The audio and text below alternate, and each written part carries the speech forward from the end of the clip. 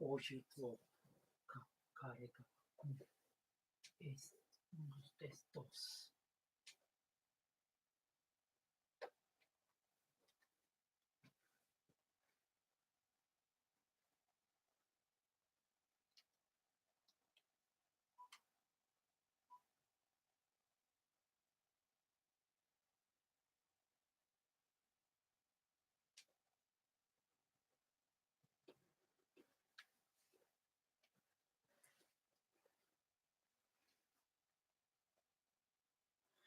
Good morning, guys.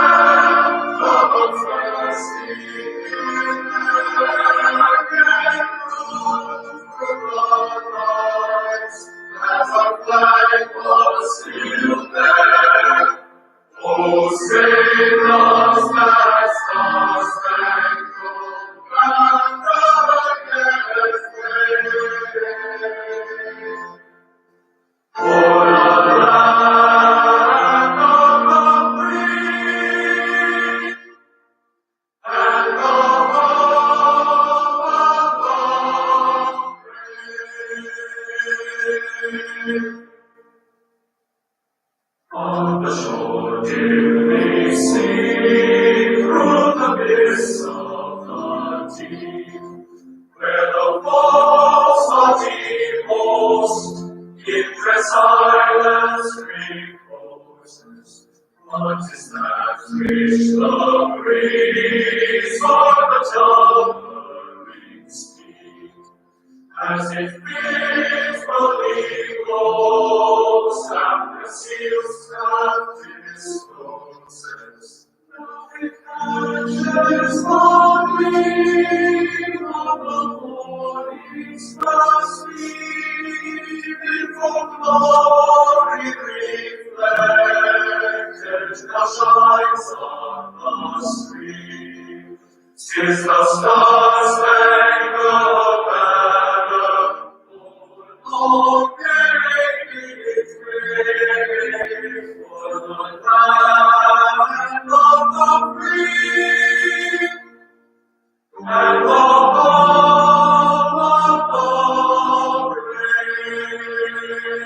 brave. When the land is in bloom and with liberty smile, if a fall from within strikes a blow at her glory, down, down with the train, turn the heads to defile the flag of the stars and the page of her story. I'll be God's unchanged, whoever might have gained.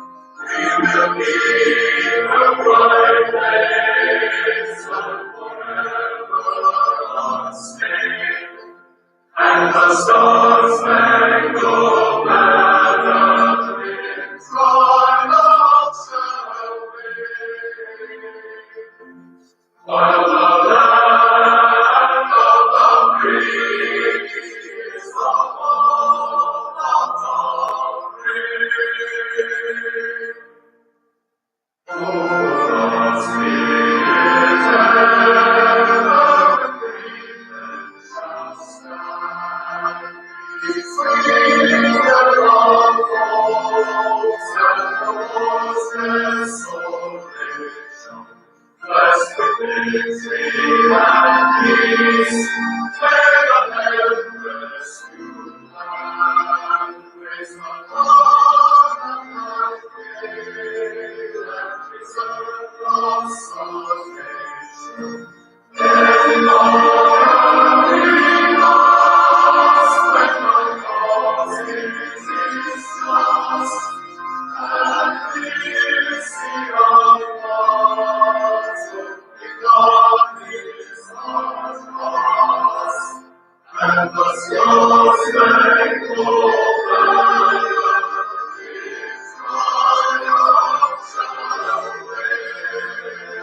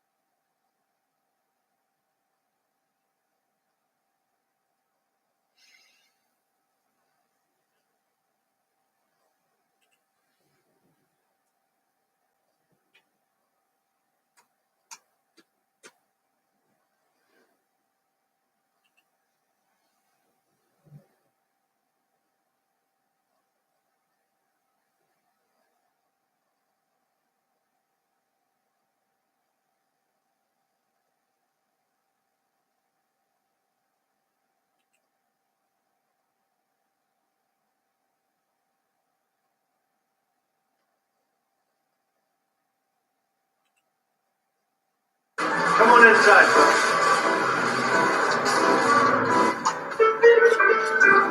Please take them inside. Hold on, not yet. Oh.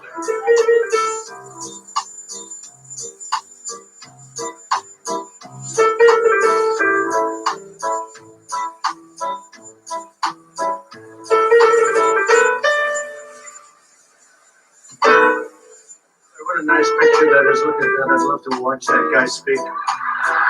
Oh, God. That's awesome.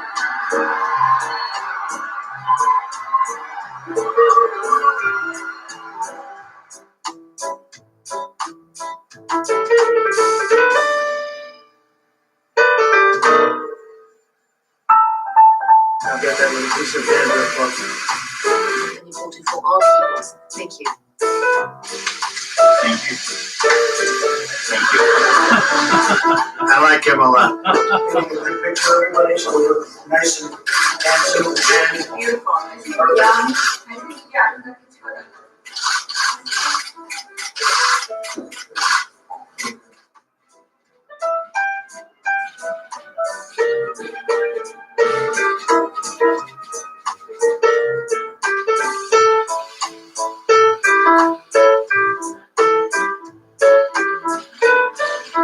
This is a tough hurricane. One of the wettest we've ever seen from the standpoint of water. China has total respect for Donald Trump and for Donald Trump's very, very large brain. And then we fell in love. No, really. He wrote me beautiful letters.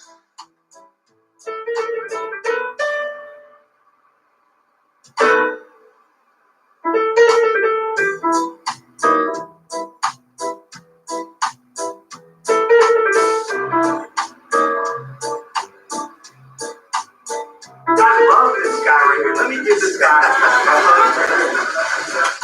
I love this guy right here. Yes. That's right.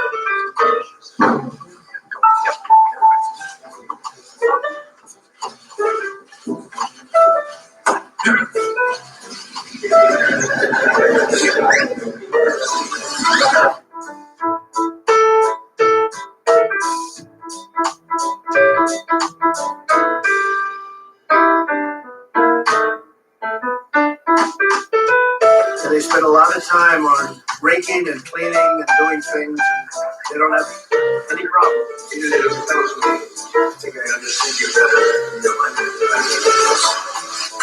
That's it.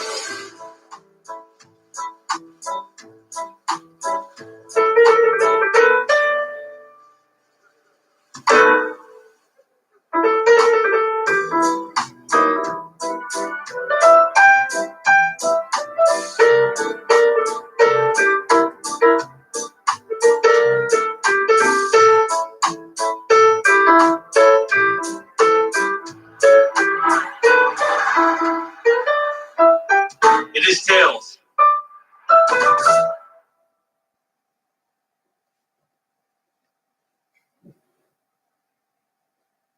Agora eu vou pegar Facebook. How many data categories do you store? Does Facebook store on the categories that you collect? Senator, can you clarify what you mean by data Well, categories? there's some past reports that have been out there that indicate that Facebook collects about 96 data categories for those 2 billion active users. That's 192 billion data points that are being generated, I think, at any time from consumers globally. So how many does Facebook store out of that? Do you store any? Senator, I'm not actually sure what that is referring to. How many Facebook like buttons are there on non-Facebook web pages? Congresswoman, I don't know the answer to that off the top of my head, but we'll get back to you. Is the number over 100 million? I believe we've served the like button on pages more than that, but I don't know the number of pages that have the like button on actively. How many Facebook share buttons are there on non-Facebook web pages?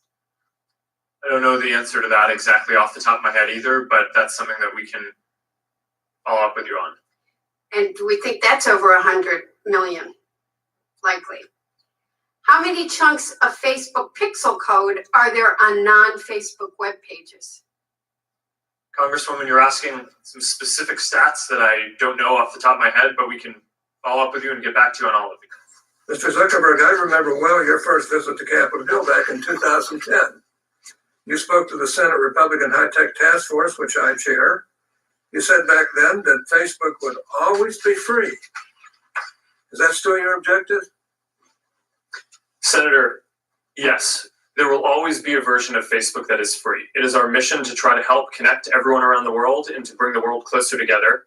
In order to do that, we believe that we need to offer a service that everyone can afford, and we're committed to doing that. Well, if so, how do you sustain a business model in which users don't pay for your service? Senator, we run ads. I see. Do you know who Palantir is? I do. Some people have referred to them as Stanford Analytica. Do you agree? Senator, I have not heard that. Okay. Do you think Palantir taught Cambridge Analytica, as press reports are saying, how to do these tactics? Senator, I don't know. Do you think that Palantir has ever scraped data from Facebook? Senator, I'm not aware of that. Okay. Do you think that during the 2016 campaign, as Cambridge Analytica was providing support to the Trump campaign under Project Alamo, were there any Facebook people involved in that sharing of technique and information? Senator, we provided support to the Trump campaign similar to what we provide to any advertiser or campaign who asks for it.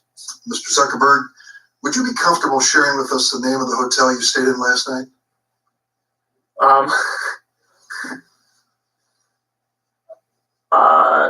No. If you've messaged anybody this week, would you share with us the names of the people you've messaged? Senator, no, I would probably not choose to do that publicly here. I think that might be what this is all about.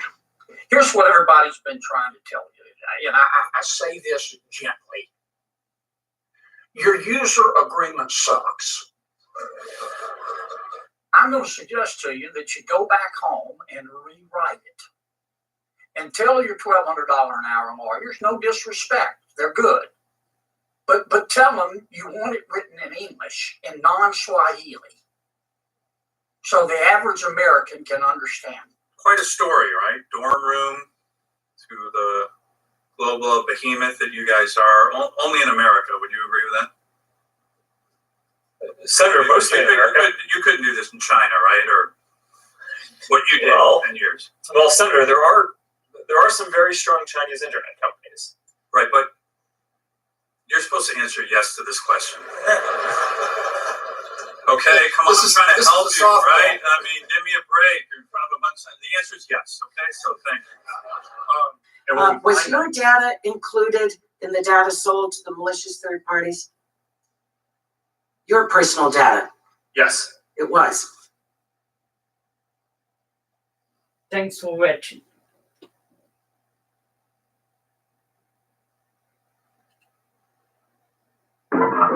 Today, Mark Zuckerberg finally appeared before the European Parliament to testify about Facebook's impact on society, from data privacy to elections. But the format was different from what most American viewers are probably used to. Instead of a back and forth between Zuckerberg and the politicians, all the members of the parliament asked their questions first.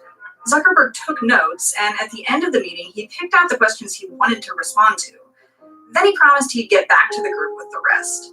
The entire thing was a little frustrating even to the legislators, and eventually dissolved into a mess. I asked you 6 yes and no questions. I got not a single answer. So thank you again for inviting me. I think there was one question raised by Guy Verhofstadt, and that's linked to my question. The problem is the timing.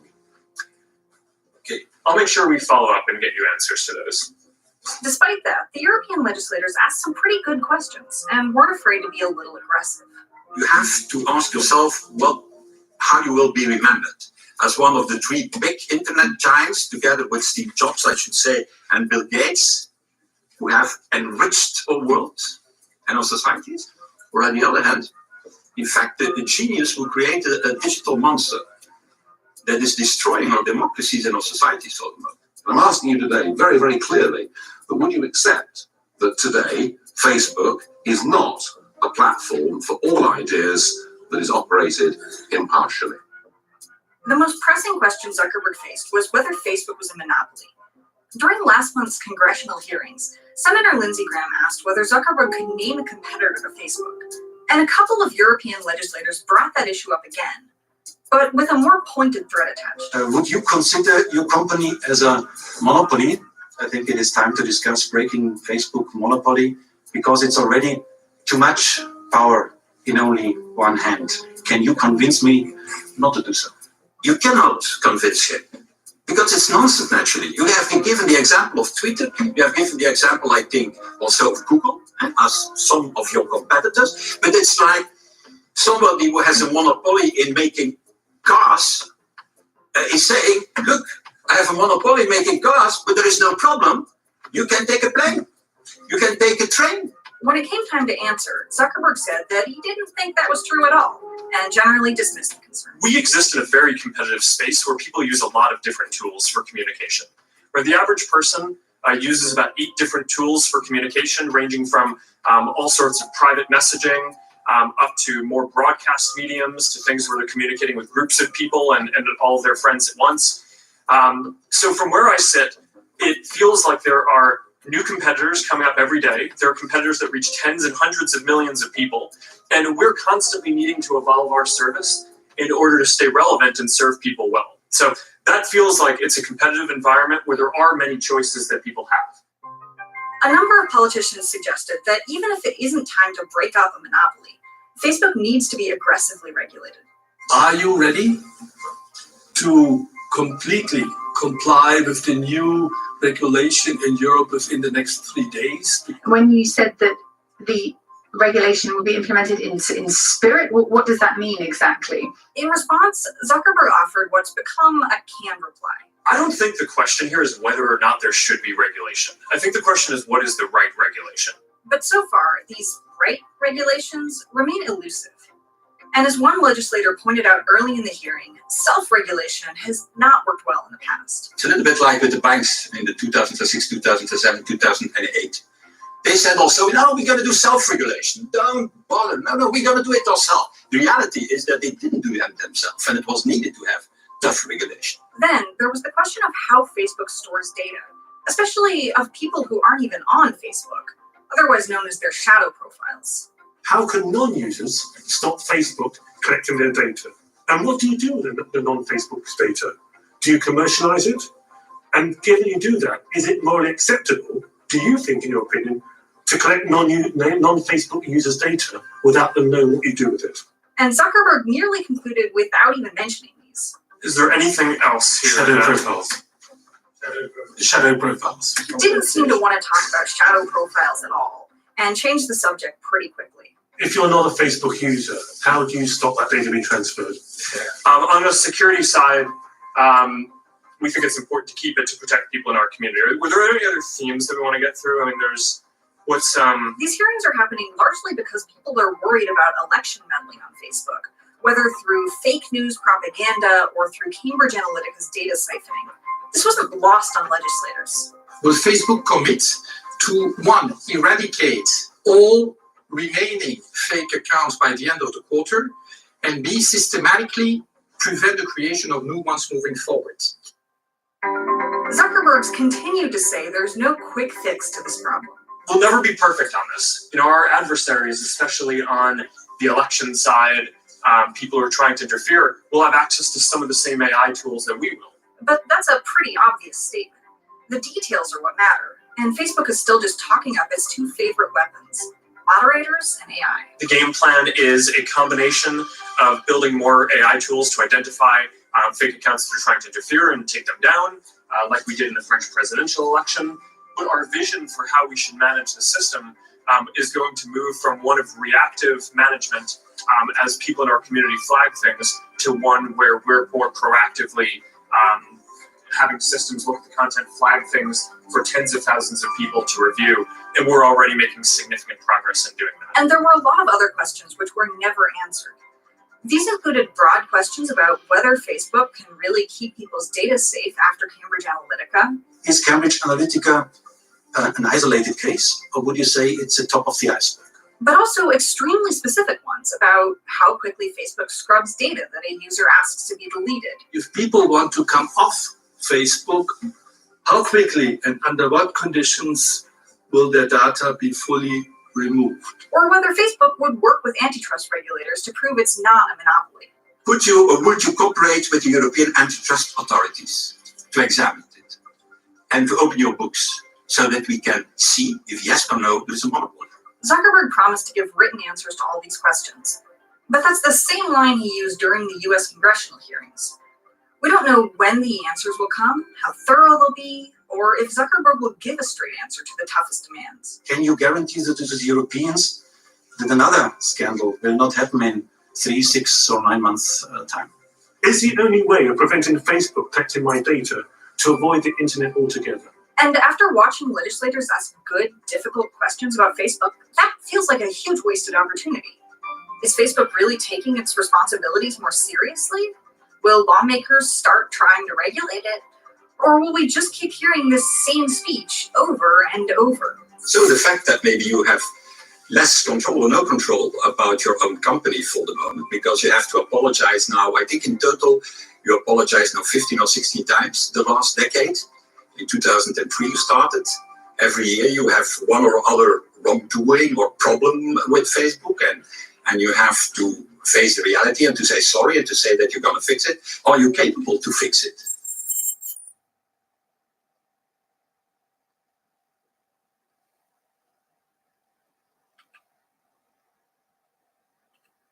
How many data categories do you store? Does Facebook store? Our only witness today is Mr. Sundar Pichai. Pichai is the Chief Executive Officer of Google. Chairman Goodlatte, Ranking Member Nadler, distinguished members of the committee, thank you for the opportunity to be here today. More than 90% of all internet searches take place on Google or its subsidiary, YouTube, and they are curating what we see. Google has long faced criticism for manipulating search results to censor conservatives. Conservative individuals and organizations have had their pro-Trump content tagged as hate speech or had their content reduced in search results. So what are you going to improve that situation? Congressman, thanks for the question. If I may, some of the studies you mentioned, we have investigated those. There are other studies which have looked at it. We have found issues with the methodology and the sample size and so on. But let me step back and say, providing users with high quality, accurate, and trusted information is sacrosanct to us. It's what our principles are, and our business interests, our natural long-term incentives are aligned with that. We want to serve users everywhere, and we need to earn their trust in doing so. Ileana Murillo is Google's head of multicultural marketing. Does Ms. Murillo do good work?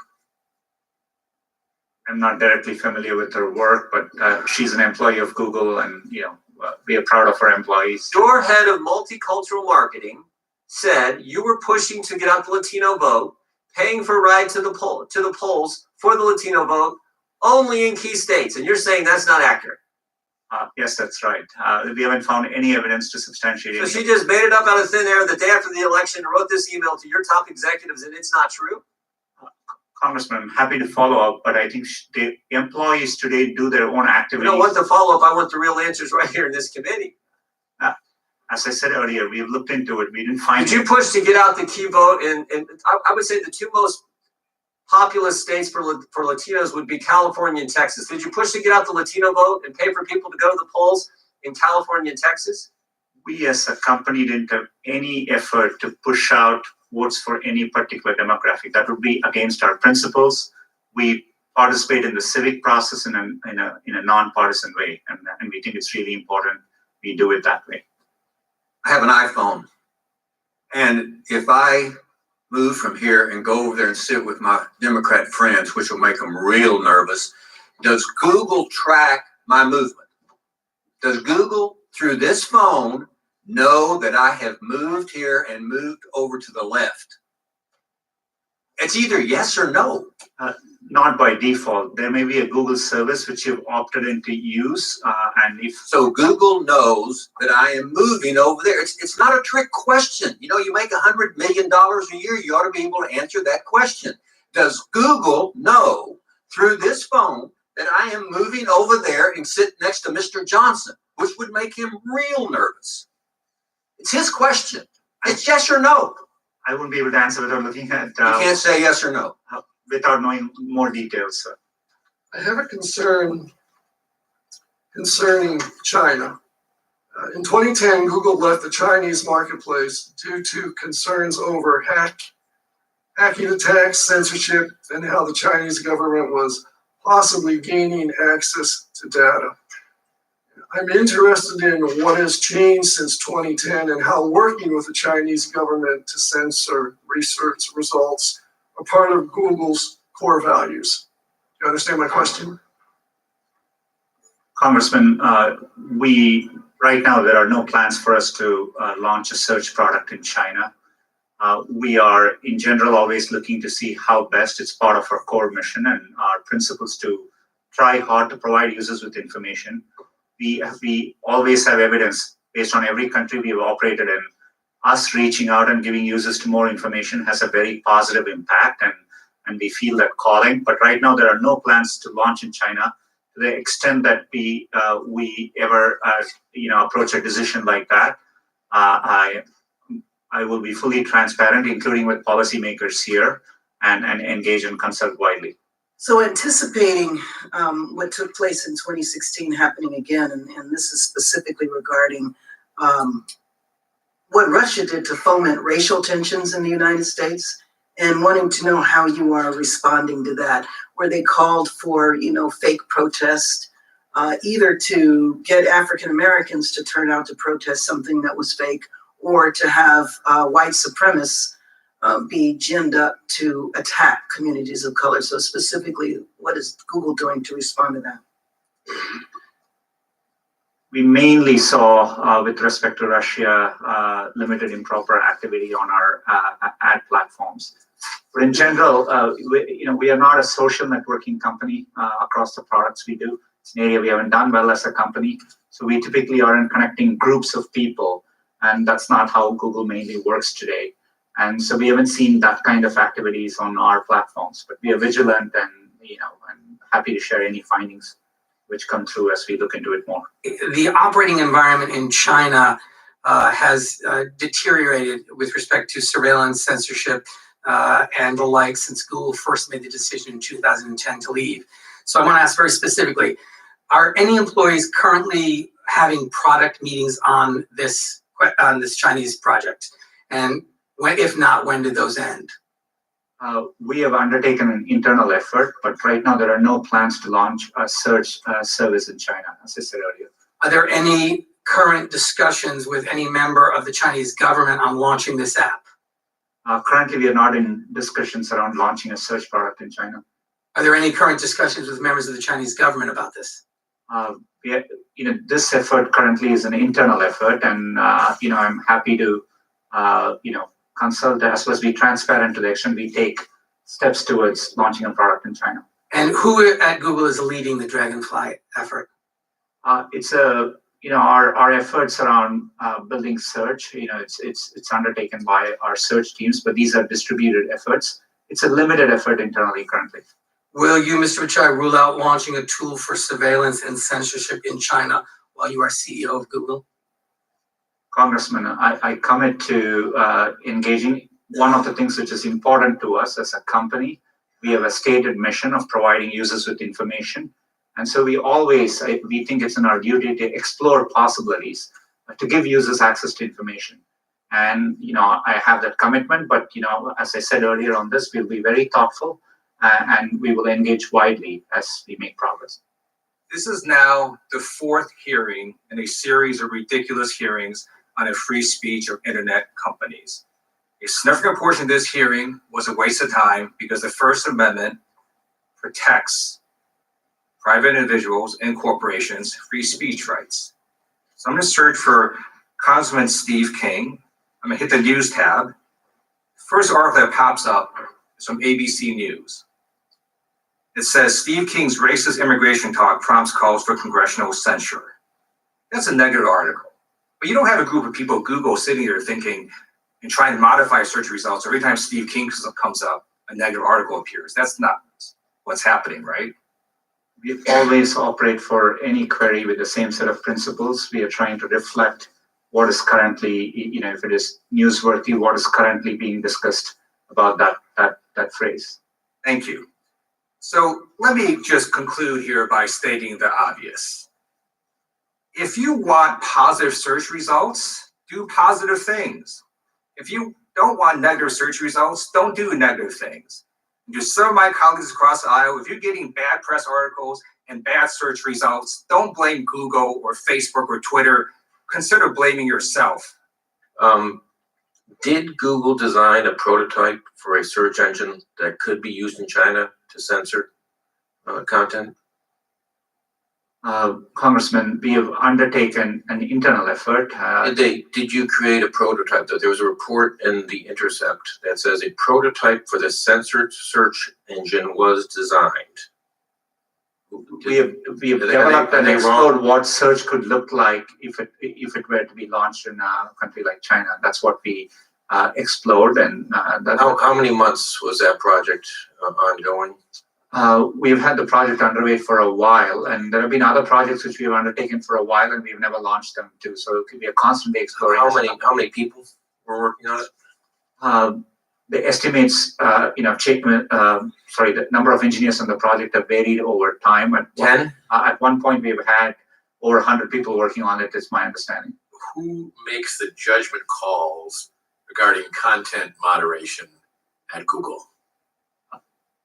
Chairman, it depends on the area. So, for example, if it's YouTube, we have, very clear teams which are responsible for YouTube content policies, and they identified. Is it possible for a customer to write to them and say, "Hey, here's a concern I have"? We give clear channels for content creators to raise concerns back, and we have clear avenues, and we also have had people who are responsible for these platforms, including content moderation, appear here, and I think they've consulted widely here too. Thank you. Well, you've gone for about 3.5 hours, and it's about what we predicted, isn't it, yesterday when we talked? So we thank you very much for your participation today. This concludes today's hearing, and without objection, all members will have 5 legislative days to submit written questions for the witness or additional materials for the record. And with that, this hearing is adjourned.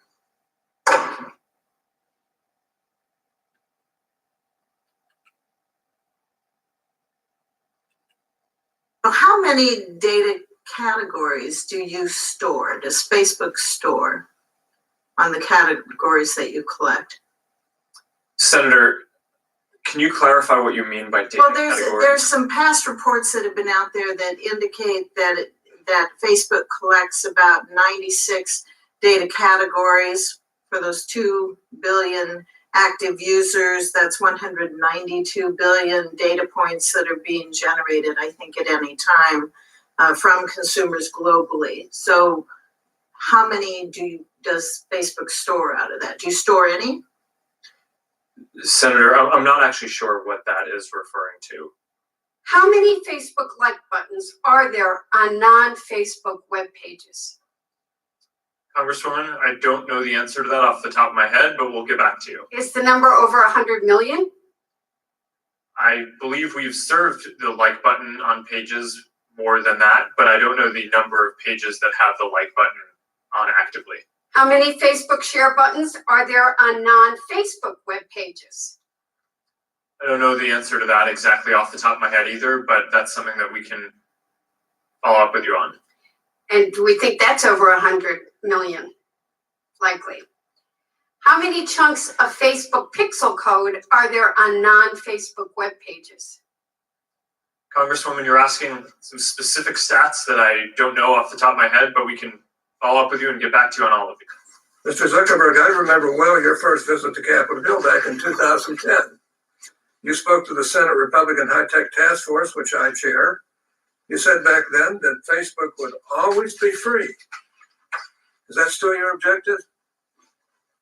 Senator, yes, there will always be a version of Facebook that is free. It is our mission to try to help connect everyone around the world and to bring the world closer together. In order to do that, we believe that we need to offer a service that everyone can afford, and we're committed to doing that. Well, if so, how do you sustain a business model in which users don't pay for your service? Senator, we run ads. I see. I see. Do you know who Palantir is? I do. Some people have referred to them as Stanford Analytica. Do you agree? Senator, I have not heard that. Okay. Do you think Palantir taught Cambridge Analytica, as press reports are saying, how to do these tactics?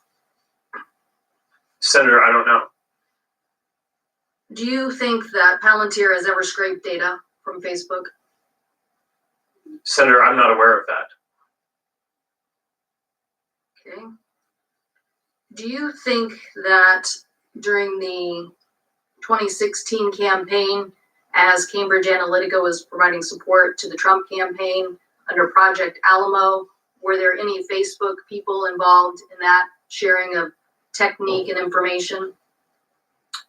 Senator, we provided support to the Trump campaign similar to what we provide to any advertiser or campaign who asks for it. Mr. Zuckerberg, would you be comfortable sharing with us the name of the hotel you stayed in last night?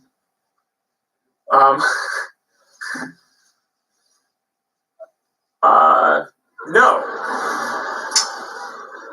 If you've messaged anybody this week, would you share with us the names of the people you've messaged? Senator, no, I would probably not choose to do that publicly here. I think that might be what this is all about. Here's what everybody's been trying to tell you today, and I say this gently. Your user agreement sucks. I'm going to suggest to you that you go back home and rewrite it. And tell your $1,200 an hour lawyers, no disrespect, they're good. But tell them you want it written in English, in non-Swahili, so the average American can understand. Quite a story, right? Dorm room to the global behemoth that you guys are. Only in America. Would you agree with that? Senator, mostly in America. You couldn't do this in China, right? Or what you did in 10 years. Well, Senator, there are some very strong Chinese internet companies. Right, but you're supposed to answer yes to this question.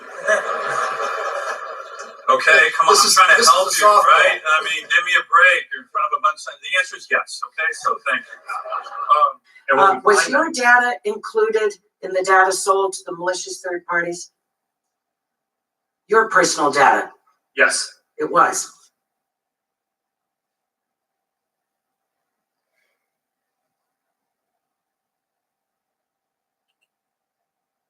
You've talked about your very humble beginnings in starting Facebook in your dorm room, which I appreciated that story, but certainly Facebook has changed an awful lot over a relatively short period of time.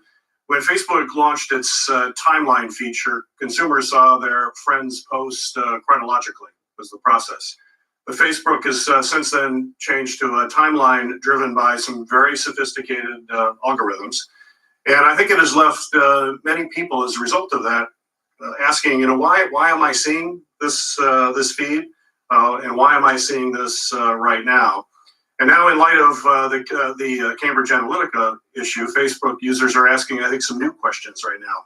Can I believe what I'm seeing? And who has access to this information about me? So I think it's safe to say, very simply, that Facebook is losing the trust of an awful lot of Americans as a result of this incident. And I think an example of this is something that I've been hearing a lot from folks who have been coming up to me and talking about really kind of experience they've had where they're having a conversation with friends, not on the phone, just talking, and then they see ads popping up fairly quickly on their Facebook. So I've heard constituents fear that Facebook is mining audio from their mobile devices for the purpose of ad targeting, which I think speaks to this lack of trust that we're seeing here. But and I understand there's some technical issues and logistical issues for that to happen. But for the record, I think it's clear, seeing I hear it all the time, including from my own staff. Yes or no, does Facebook use audio obtained from mobile devices to enrich personal information about its users? No. Good. Well, Senator, let me be clear on this. So you're talking about this conspiracy theory that gets passed around that we listen to what's going on your microphone and use that for ads. Right. We don't do that. To be clear, we do allow people to take videos on their devices and share those. And of course, videos also have audio. So we do, while you're taking a video, record that and use that to make the service better by making sure that your videos have audio. But I mean, that I think is pretty clear, but I just wanted to make sure I was exhaustive there. Well, I appreciate that. And hopefully that'll dispel a lot of what I've been hearing. So thank you for saying that.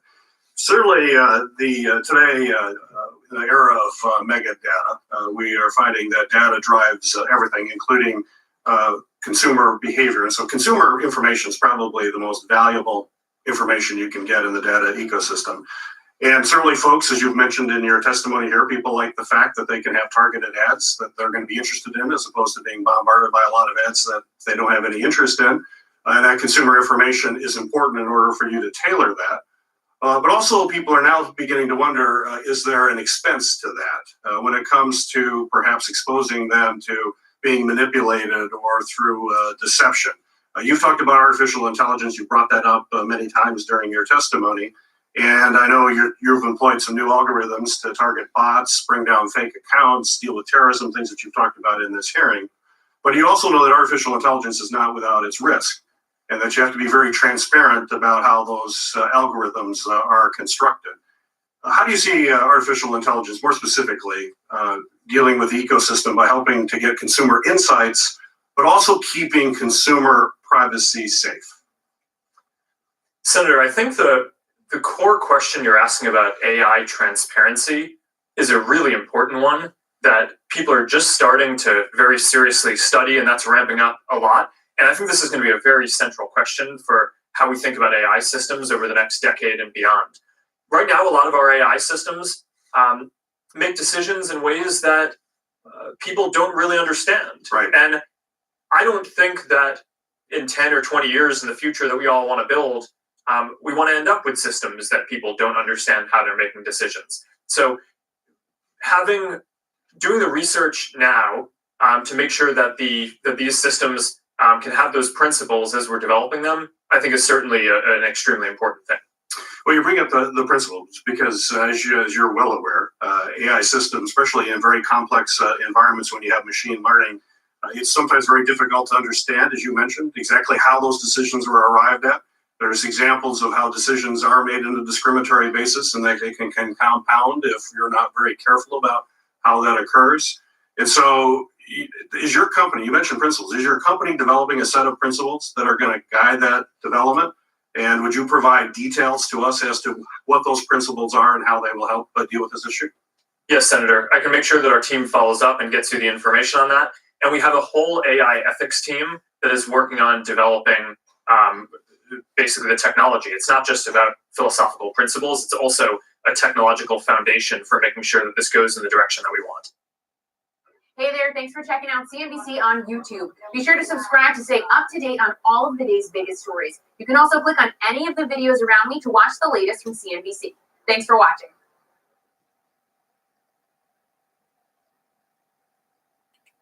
How many? Come on inside, folks. 30 seconds. Oh, not yet. Let's go.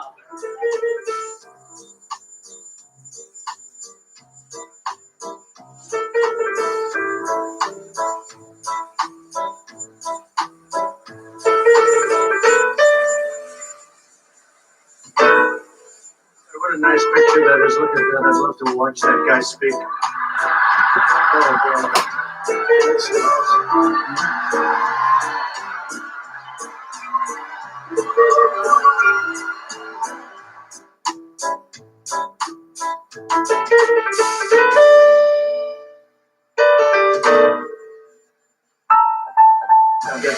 It's a bandwidth buffer.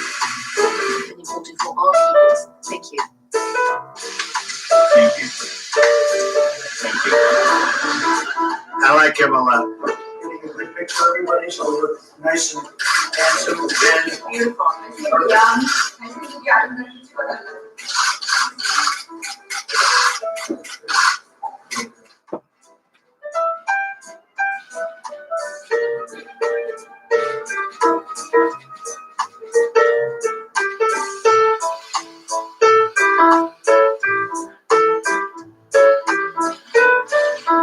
This is a tough hurricane, one of the wettest we've ever seen from the standpoint of water.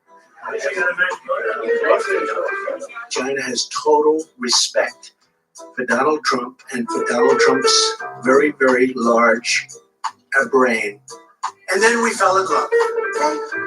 No, really. He wrote me beautiful letters.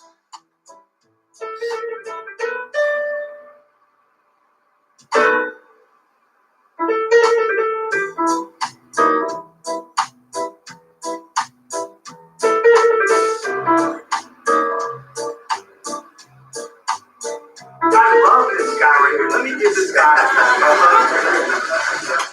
I love this guy right here. Yes.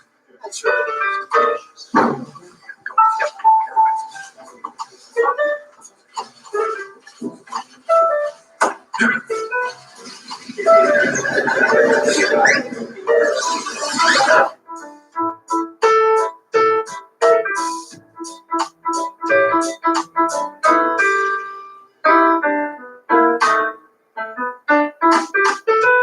And they spend a lot of time on raking and cleaning and doing things, and they don't have any problem. I think I understand you better. That's it.